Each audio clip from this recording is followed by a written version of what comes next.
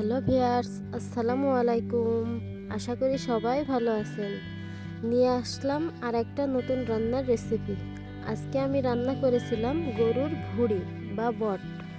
অঞ্চল অনুযায়ী এক এক খাবারের নাম এক এক রকম হয়ে থাকে। আমাদের এইদিকে ভুঁড়ি বলে।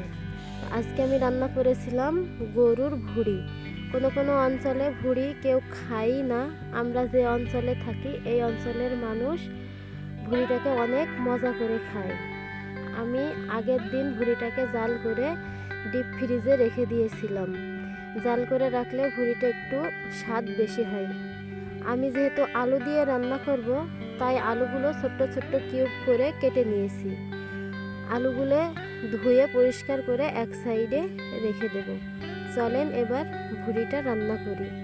প্রথমে চুলায় সামান্য পরিমাণ তেল দিয়ে সামান্য পেঁয়াজ এবং কাঁচা লঙ্কা দেব।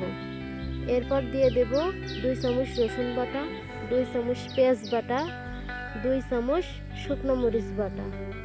সমস্ত মশলা দিয়ে ভালোভাবে কষিয়ে নেব। যত ভালোভাবে কষাবেন রান্নাটা তত সুন্দর মজা হবে।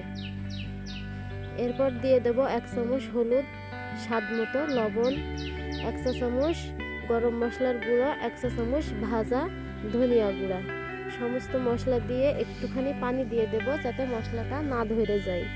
ভালোভাবে মশলাটা কষিয়ে উপরে তেল উঠে গেলে দিয়ে দেব কেটে রাখা ভুঁড়িটাকে দিয়ে ভালোভাবে মশলাটা কষিয়ে নিতে হবে।